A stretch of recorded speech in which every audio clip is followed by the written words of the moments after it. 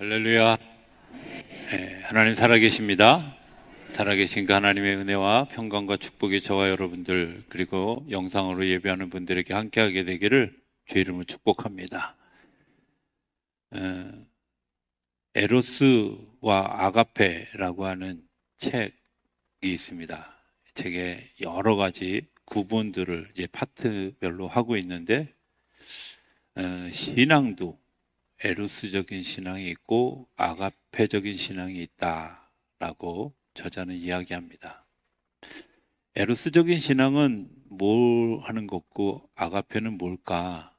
굳이 이렇게 단어로 명명하면 편안함을 구하고 지금 현재를 구하는 일들이 에루스적인 겁니다. 쉽게 표현하면 하나님 나에게 축복해 주세요. 그리고 우리 가정이 잘 되게 해주세요. 그리고 우리 교회가 잘 되게 해주세요. 뭐 이런 정도의 기도가 에루스적인 그런 믿음이다. 이렇게 얘기하면 아가페라고 하는 것은 내가 어떤 어려움과 어떤 상황 속에 있을지라도 하나님의 뜻을 실현해 가고 있는 것 때문에 소망을 가지고 그 일들에 흔들리지 않고 믿음으로 잘 이겨가고 결국은 승리하게 해주세요. 이런 거죠. 이런 것들을 좀 잘 표현하는 그 한 인물이 있는데 마스시다 고노스케라고 하는 일본의 마스시다 전기 산업의 사장님의 이야기를 조금 전하기를 원합니다. 이 사장님은 기독교인입니다. 본인이 이렇게 자기를 고백합니다. 저는 가난한 집에서 태어났습니다. 가난했기 때문에 생계를 위해서 구두 닦기를 해야 했고 신문팔이도 해야 했고 하는 시간들을 지냈습니다. 그런데 그 시간들을 지나면서 그곳에서 삶을 배웠고 그리고 그곳에서 삶의 생존력을 배웠습니다. 이렇게 고백합니다. 저는 되게 연약하게 태어났습니다.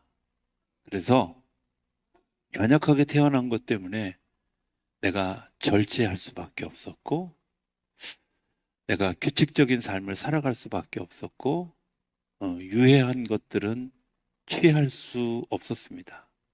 그래서 나를 건강하게 하는 그런 힘든 자제력을 가지게 되어졌습니다. 라고 고백합니다.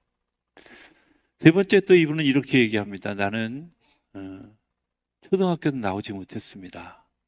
그래서 아는 게 없어서 내가 만나는 모든 사람이 다 스승이었습니다. 그리고 그들에게서 배웠고 그들의 것들을 수용할 수 있었고 그렇게 수용할 수 있었기 때문에 오늘 내가 이 자리에 설 수 있었습니다. 라는 거죠. 때로는 그것들이 나를 제한하는 요소가 되어지고 또 불행하다고 생각하고 그리고 그것 때문에 좌절하고 넘어질 수 있는데 그분은 자신의 가난이, 자신의 무지가, 자신의 연약함이 하나님이 나를 축복하는 축복의 도구였다고 고백하는 것을 보게 됩니다. 이 강림절을 지나면서 신약과 구약 사이 그 소위 중간 지대에 대한 이야기를 올해는 좀 하려고 생각하고 제가 이제 그 이야기를 계속 하고 있고 또 할 건데요. 바벨론 70년의 포로가 끝나고 난 다음에 이스라엘 백성들에게 고레스라고 하는 왕의 칙령을 내려서 너희가 돌아가서 성전을 건축해라. 예루살렘 성벽을 재건해라 하고 그들에게 물자까지 주면서 귀환을 시켰습니다. 그리고 이스라엘 백성들이 그동안 기도하고 또 애쓰고 수고했던 일들 그 일들의 응답인 줄 알고 믿음으로 반응해서 예루살렘으로 돌아가 성전을 건축하고 또 성벽을 세웠습니다. 자, 이러는 과정에서 하나님은 뭘 하셨을까 하는 것을 좀 보았으면 좋겠습니다. 아마 에르스적인 믿음은 그런 걸 겁니다. 하나님 우리에게 돌아가게 해주세요. 성전에 돌아가게 해주세요. 그런데 그런 기도를 하다가 그들이 무엇을 경험하게 되었냐면, 하나님의 계획이 우리로 하여금 하늘나라의 요새, 그리고 우리와 더불어 살아가는 하나님의 역사, 우리 중심 가운데 계시는 하나님의 일, 이런 일들을 발견하게 되어진 소위 선각자들이 있었던 거죠. 그래서 어떤 방해가 오고 어떤 어려움이 와도 성전을 건축하게 되어지고, 예배를 하는 예배를 통해서 그들이 서로 연합되어지고, 그리고 그런 일들을 통해서 미래에 되어질 일들의 씨앗을 뿌리게 되어졌죠. 우리가 잘 아는 것처럼 바벨론 포로가 끝나고 난 다음에 이스라엘 백성들이 자유로운 백성이 되지 못했습니다. 왜냐하면 동쪽으로는 바벨론이 큰 나라가 차지하고 있고, 서쪽에는 로마라는, 알렉산더를 중심으로 한 로마라는 나라가 이제 부흥의 시간을 일으키고 있고, 이 중간에는 페르시아 문화가 이스라엘 백성들이 사는 그 이스라엘 땅에 차지하고 있었던, 바벨론의 70년과 페르시아의 200년의 통치를 이스라엘 백성들이 지내야 됐습니다. 이 통치를 지내는 동안에 하나님이 그들에게 그냥 내버려 두신 것이 아니라 그들 속에서 하나님의 부흥이, 하나님의 역사가 일어나도록 관여하셨는데, 그 대표적인 상징이 성전을 건축하는 거였어요. 성벽을 만드는 거였어요. 이 성전과 성벽, 건물입니다. 그리고 눈에 보이는 구조물입니다. 그런데 하나님이 눈에 보이는 구조물을 만들기 위해서 그들에게 너희가 성전을 지어라, 성벽을 만들어라, 이렇게 하지 않으셨을 것이라는 생각. 우리가 눈에 보이는 건 성벽을 만들고 성전을 짓는 거지만, 하나님이 우리에게 진짜 허락하시길 원하시는 그 일들은 무엇이었을까 하는 것들을 생각해 보면, 그 성전 안에 모여서 하나님과 교제하는 일들, 그리고 그 성전 안에서 모여든 소위 예배 공동체가 삶의 공동체가 되어지고, 경제 공동체가 되어지고, 생명의 공동체가 되어져 가도록 하나님이 그들을 이끌고 가셨다는 거예요. 우리는 지금 눈에 보이는 성전, 눈에 보이는 성벽만 바라보지만, 속에서 역사하시는 하나님은 그 일을 통해서 그 모든 것들을 이겨갈, 겉에 보이는 구조뿐만 아니라 우리의 내면과 우리의 믿음의 고백을 통해서 그것들을 세워져 가게 하는 귀한 일들을 준비하고 계셨다는 거예요. 하나님이 우리를 어떻게 이끌고 가실까? 오늘 본문 가운데 들어가 보면 사가랴라고 하는 사람이 나옵니다. 제사장입니다. 그런데 성경은 뭐라고 얘기하냐면, 이분이 굉장히 좋은 사람이라고 표현하면서 하나님 앞에 의인이다, 주의 모든 계명과 규례대로 흠이 없이 행했던 사람이다. 그런데 왜 이런 수식이 필요할까라는 것을 생각해 보는 거예요. 폴 틸리라고 하는 신학자가 있습니다. 이 폴 틸리라고 하는 사람이 쓴 다이나믹 오브 페이스라고 하는 믿음의 역동성, 아마 이런 정도로 해석이 될 것 같은데, 그 책에 두 가지 믿음에 대한 이야기를 합니다. 믿음은 무한한 하나님이 유한 속에 들어오는 것을 내가 받아들이는 것. 이게 첫 번째. 무한한 하나님, 너무 커다란 하나님이, 그 커다란 하나님을 사람들이 볼 수 없고 판단할 수 없고 이해할 수 없기 때문에, 하나님이, 살아계신 그 하나님이, 그 위대하신 하나님이, 전지전능하신 하나님이 유한한 우리의 몸을 입고 몸 속에 이 땅에 오시는 것을 우리가 받아들이는 일, 이게 믿음이라는 거예요. 하나님이 우리 가운데 오셨는데, 예수라고 하는 몸을 입고 이 땅에 오셨는데, 그것을 우리가 받아들이고 영접하는 것. 요한복음 1장 12절의 말씀처럼 영접하는 자, 곧 그 이름을 믿는 자들에게 하나님의 자녀가 되는 권세를 주시려고 우리 속에 오셨다는 거예요. 너무 크고 놀라운 분이 우리 속에 들어오려면 뭐가 있어야 될까요? 그걸 받아들이는 믿음이, 내가 그걸 받아들이려고 하는 넓은 마음이, 내가 그걸 받아들일 수 있는 우리의 생각이 준비되지 않으면 안 되는데, 그 기본적인 일들을 사가랴를 표현하면서 어떻게 그가 하나님 앞에 의롭다고 인정받는 사람이고 또 주님의 계명과 규례대로 흠이 없이 행하는 사람이었다. 믿음의 전제 조건이 아니라 이런 조건이 되어진 사람들이 그걸 믿음으로 받아들일 수 있다는 거죠. 전제 조건으로서 하면 우리가 어떤 자격이 있느냐 없느냐 이런 것들을 따져야 되지만, 우리에게 다 주어졌는데도 불구하고, 다 우리에게 보았는데도 불구하고 우리가 그것을 받아들일 수 없었던 것은 자격의 문제가 아니라 내가 그것을 받아들일 수 있는 준비, 내가 상태가 그런가 하는 것들을 알 수 있는 거죠. 누구에게나 주어지는 거지만 그것을 받아들이고 받아들여지지 않는 것, 그걸 또 하나는 믿음이라고 폴슬리는 얘기합니다. 이렇게 표현합니다. 경험은 확실한데 깨닫는 것은 불확실합니다. 그렇죠? 우리가 다 예수님을 보았습니다. 그런데 그분이 살아계신 하나님의 아들이고 그리스도시고 나를 구원하실 자라고 고백하는 사람은 한 사람밖에 없었어요. 어떤 사람은 예수님을 선지자 중에 하나다, 어떤 사람은 엘리야다, 모세다 이렇게 얘기했지만, 그분이 하나님의 아들이고 나를 구원하실 자이고 그리고 나의 주인이시고 이것들에 대해서 분명하게 고백할 줄 아는 건 믿음 있는 사람들이라는 거예요. 우리가 말씀을 듣습니다. 말씀을 듣는데 다 말씀을 듣죠. 모두가 말씀을 듣지만 주님이십니다. 나를 구원하실 분입니다. 나를 이끌고 가실 분입니다. 역사의 주인이십니다. 이렇게 고백할 수 있는 사람은 깨닫는 사람만 할 수 있다는 거예요. 사가랴를, 엘리사벳을 택한 이유가 뭐예요? 깨달을 수 있는.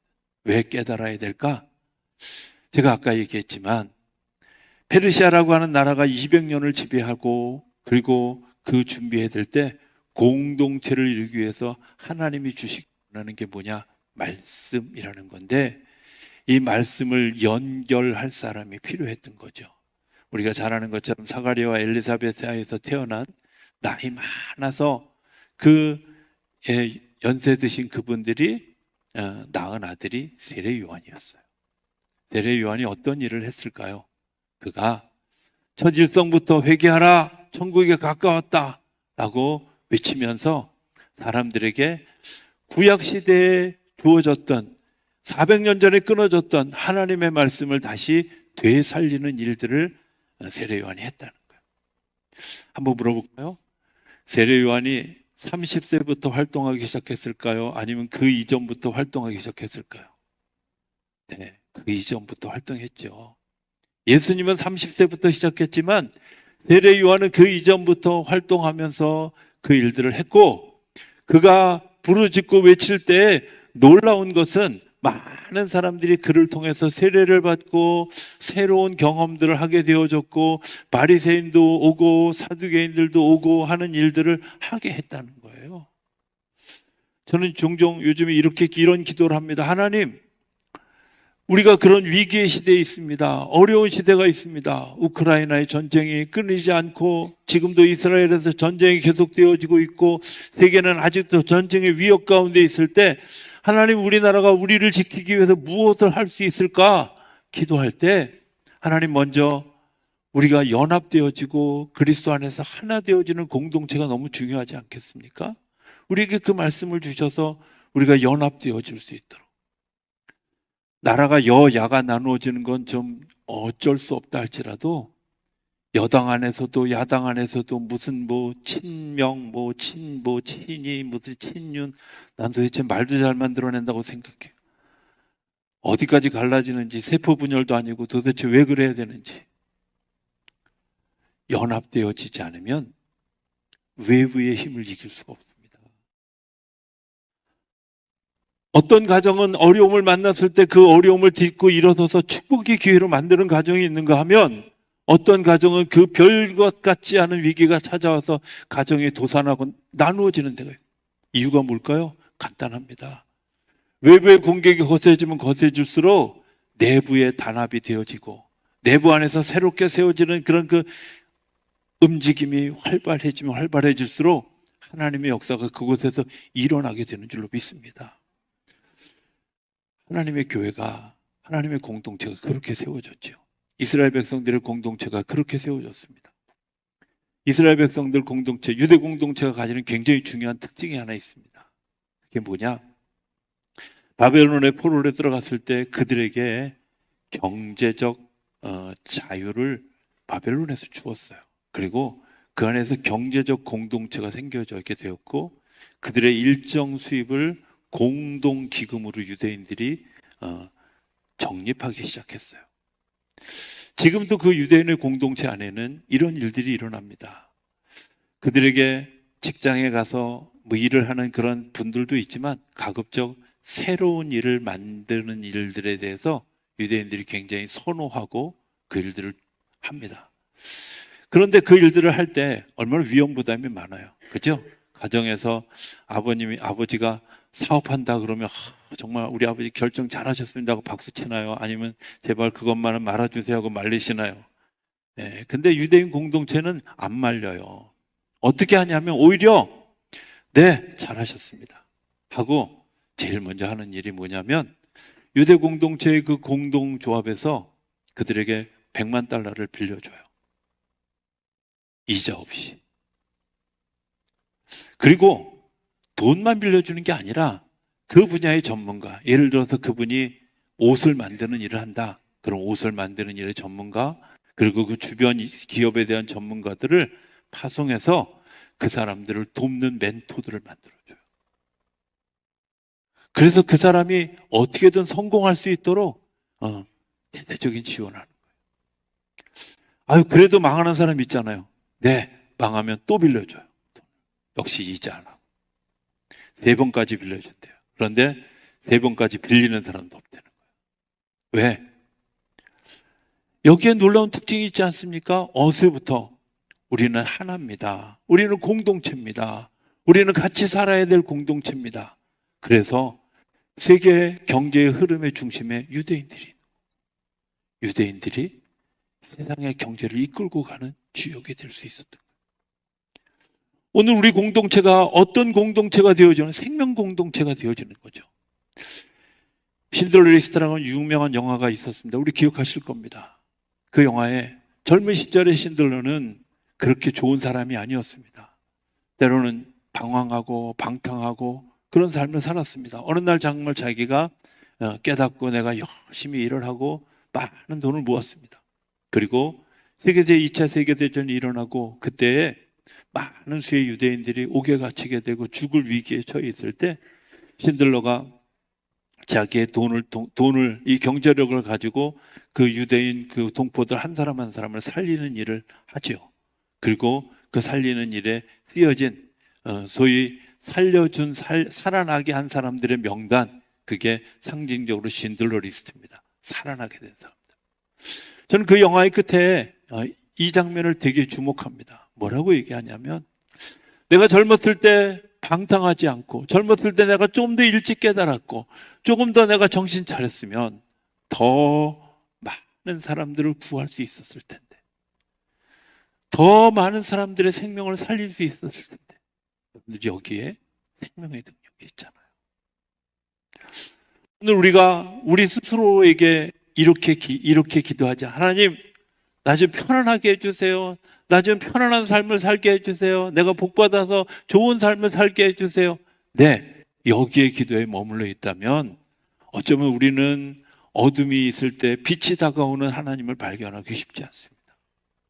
혼돈 가운데 있을 때 질서 있는 하나님을 발견하기 쉽지 않습니다. 그러나 역사의 소용돌이 가운데 있을 때도 하나님이 우리 가운데 역사하시는 것도 어떻게 볼 수 있을까? 하나님, 제가요 가난한데요, 이 가난 때문에 내가 구두 닦기도 했어요. 내가 신문팔이도 했어요. 그런데 그게 생각해 보니까 나를 훈련시킨 하나님의 계획이었군요. 내가 거기서 삶을 배웠어요. 고백하는 거죠. 하나님, 내가 연약합니다. 체질적으로 건강하지 못합니다. 내가 체질적으로 부족한 데가 있습니다. 그런데 그것 때문에 내가 밤 10시에 자야 되고 아침에 8시까지 자야 되고 세끼 규칙적으로 먹고 내가 운동해야 되고 하는 이것 때문에 내가 삶의 사이클을 배웠습니다. 건강을 가질 수 있었습니다. 그리고 지금도 활동할 수 있는 능력을 가지게 됐습니다. 이렇게 고백할 수 있는 거죠. 하나님, 내가 아무것도 모르는 무식한 사람, 가난한 집에서 자라서 학교도 다닐 수 없었습니다. 그런데 만나는 사람마다 그분들이 내 스승이 되어져서 그분들의 이야기를 적고 그분들의 이야기를 적용하고 그분들을 내가 삶을 살아가면서 하나님께서 주셨던 일들, 하나님께서 하시는 일들을 내가 감당하게 되었습니다. 이게 고백이잖아요. 오늘 우리의 시대는 오늘 본문의 이야기처럼 두 사람이 나이가 많고 자식이 없는 시대를 살아가고 있을지 모릅니다. 그러나 하나님 우리에게 자식이 없고 두 사람이 나이가 많은 절망적인 상태에 머물러 있지 않도록 우리를 이끌어가고 계시는 줄로 믿습니다. 그게 하나님의 역사죠. 그 하나님의 역사가 어디서 일어날까? 그게 몸된 성전인 우리, 그리고 건물로 되어진 성전, 예배당, 그 안에서 하나님의 역사들이 저는 일어난다고 믿습니다. 그런데 예배당 건물만 있는 걸 하우스라고 얘기하면 이 안에서 살아 움직여지는 일들을 홈이라고 얘기합니다. 예배당이 건물이라면 내 안에서 살아 움직이는 그런 하나님의 역사가 있는 곳, 그걸 성전이라고 얘기하죠. 몸된 성전이 되어진 우리를 통해서 하나님이 어떤 일들을 하고 계실까? 나에게 어떤 일들을 요청하고 계실까? 내가 그 일에 대해서 내가 순종하고 믿음으로 움직여지는 사람이 성전 되어지는 거예요. 여기에 안식이 있어요. 여기에 평안함이 있어요. 건물 안에 있다고 평안하지 않습니다. 집 안에 머물러 있다고 평안하지 않습니다. 가끔은 텔레비전에서 연예인들이나 유명 인사들의 집을 이렇게 어떤 야구선수 집을 이렇게 소개하는데 제가 보면서 그런 생각을 했습니다. 제가 별로 좋지 않은 감정이기 때문에 누구라고 얘기하지 않습니다. 넓더라고요. 수영장도 있고 못도 있고 저기서 한 400명만 살아도 좋겠다. 근데 내 식구 사네. 이런 생각이 들었어요. 행복할까?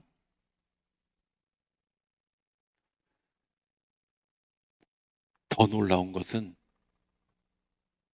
저 영향력을 세상에 얼마나 보낼 수 있을까?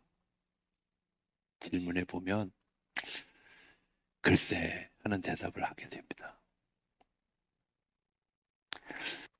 후가상간에 살아도 행복한 이유가 있죠.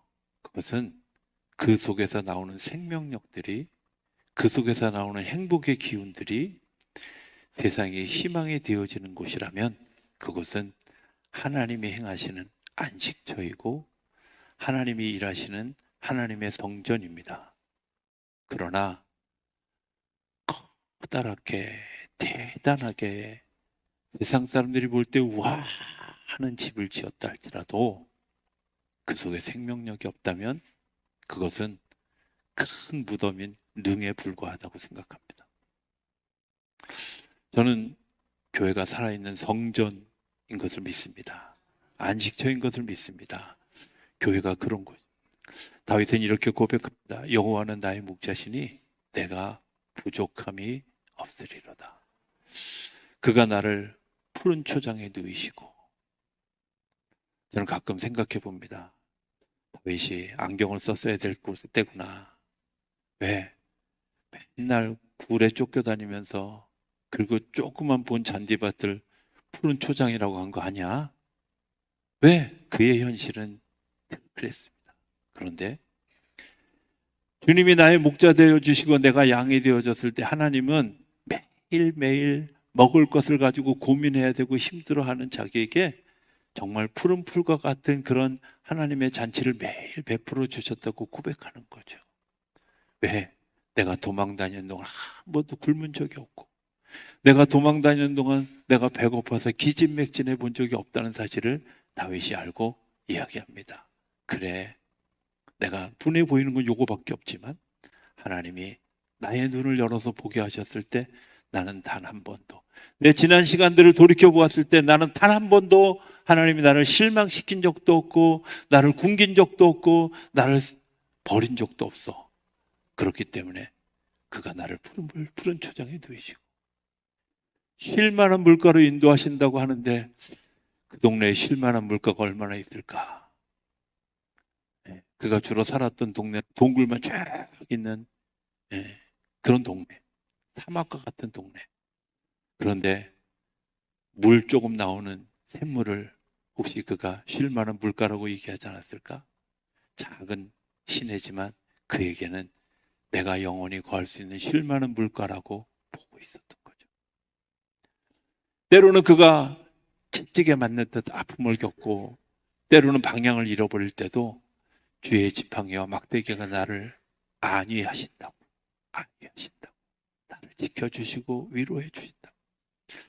시련이 있고 어려움이 있지만 하나님이 더 큰 것들을 위해서 지금 나를 훈련시키고 있고 하나님이 나에게 방향을 가르쳐주고 있고 그 방향을 가르쳐주는데 내가 가고 싶지 않고 가기에 벅찬 길인데 하나님이 그 길을 날 인도하셔서 승리하게 하실 것이라고 하는 믿음이, 그리고 나중에 원수의 목전에서 내게 상을 베푸실 것이라고, 그 일들을 감당할 수 있도록 하나님이 기름 부어 주실 것이라고, 그의 고백이 여호와는 나의 목자시니, 여호와는 나의 목자시니. 세례 요한은 우리가 잘 아는 것처럼 광야에서 약대 털옷을 입고요, 석청을 먹고요, 메뚜기를 잡아먹으면서 어떤 분들이 이렇게 얘기해요. 어유, 패션이 좋았구만. 네. 명품 아니에요. 마지못해 입은 거요. 석청과 메뚜기 먹었더니까 아유, 건강식품만 먹었구만. 아니요. 그냥 그 동네에서 나는 거 먹을 수밖에 없었던, 그 고생을 하면서 그 고통을 겪으면서 왜 광야에 살았을까요? 여기에 하나님의 사명이 있음을 아는 거죠. 내가 어떻게 살아야 하는지를 아는 거죠. 그가 불행했을까요? 행복했어요. 나중에 헤로디아의 일로 인해서 그가 사람들 앞에서 공개적으로 목배임을 당했을 때도 세례 요한은 하나님, 제가 잘못 살았네요, 이렇게 얘기하지 않았어요. 그 모든 일들이 하나님의 뜻이 이루어져 가고 내가 죽은 것 때문에 다른 사람들이 살아나는, 내가 희생당한 것 때문에 다른 사람들이 일어나는, 그리고 빛이 비추어지고 질서가 잡혀지는 일이 일어나게 되어졌다는 것에 대해서 감사하게 되어졌죠. 2023년도의 성탄절에는 우리에게 그런 선물이 있었으면 좋겠습니다. 내 믿음이 하나님 여기 축복해 주세요가 아니라 하나님 나를 통해서 하나님의 역사가 드러나게 해주세요. 그래서 보이는 건물이 아니라 성전이 되어지고 나타나는 역사, 그것이 나를 통해서 나타나는, 무한 속에 계신 하나님이 유한 속인 내 안에 들어오셔서 그 또 다른 무한을 낳는 그런 역사가 우리를 통해 일어나게 되기를 소망하는 그런 성탄절이 되어질 수 있게 되길 바랍니다. 그런 성탄절을 기대하고 기도하는 우리 모두가 되어줄 수 있게 되기를 주의 이름으로 축복합니다.